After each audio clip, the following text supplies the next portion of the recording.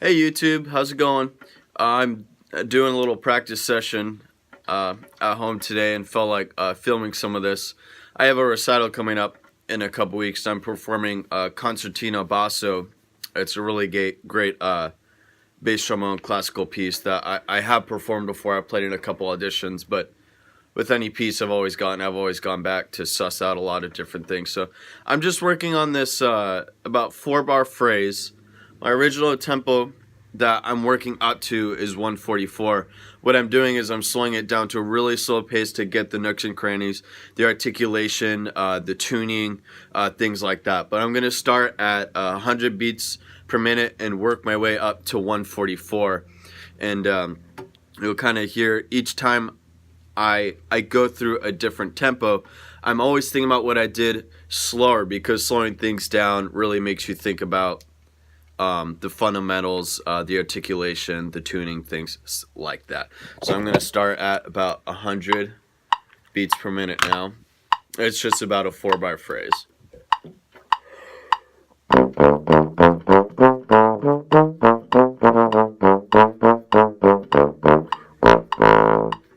It's a really slow tempo.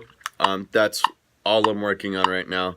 So I feel pretty comfortable with that. I'm going to do that one more time and see if I can get the articulations a little better.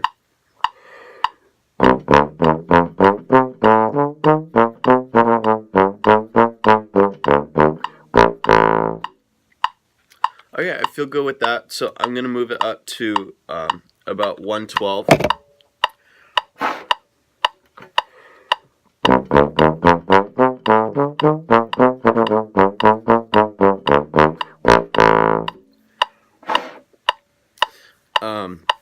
I felt not too bad about the articulation there. I'm going to work on smoothing out my slide now.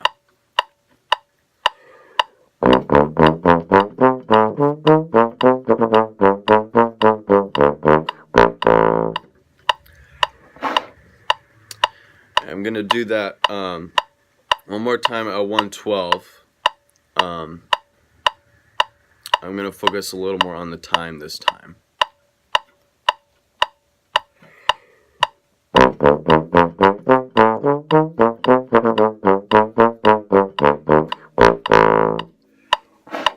So I'm feeling good about that.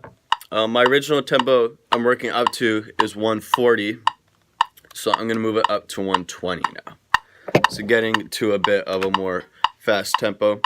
I noticed personally when I speed tempos up, I really like to go back to really just little mistakes I shouldn't be making, which is why it is so important to just sometimes slow things down and work on the fundamentals. So I've been thinking a lot about articulation, the phrasing. I'm at one dynamic, so it's important I make all the notes sound as equal as possible. Make sure my accents are accents and my slurs are slurred, things like that. Now I'm at 120.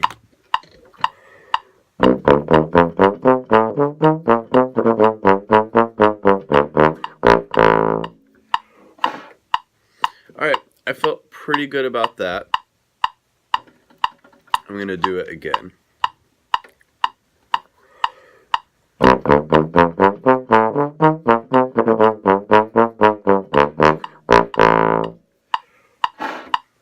Okay, there's 120.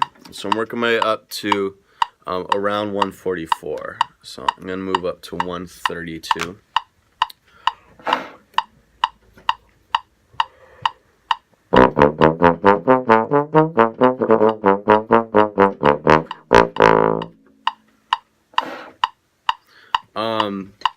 I didn't like how I didn't hold out the last part there. I do that last part, that B flat to A.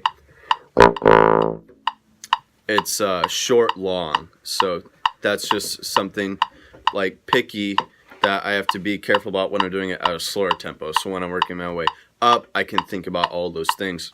I'm also don't feel very great about how my breathing was and how I started in the beginning of that.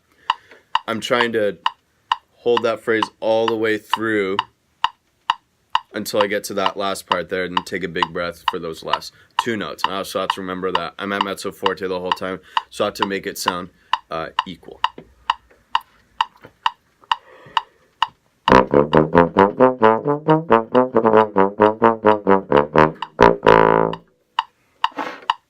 Okay, felt pretty good about that.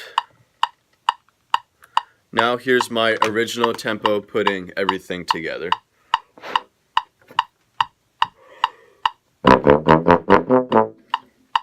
And that is why I do it as slower tempo. So I'm going to go back to 132 and just play that first bar.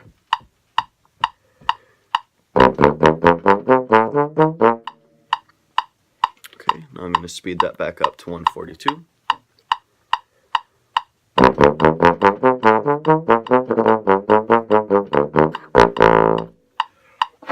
Okay, so I'm going to kind of stop the video there, but you'll notice I'm thinking about a lot of fundamentals through each tempo, so that when you do work at that original tempo, you aren't being lackadaisical on your fundamentals, because it's really important when you're working on a piece. When you get to that original tempo, you want it to sound just as comfortable as if you're playing at the tempo that you are really comfortable with. The tempo you start out with should eventually become the tempo that is written. For me, that's 144. I started out at 100. And I'm going to keep doing this until I feel more and more comfortable with it. I'm also going to do this on a lot of different sections in this piece, but I just wanted to focus on that one section today. So thank you for watching. Have a great day.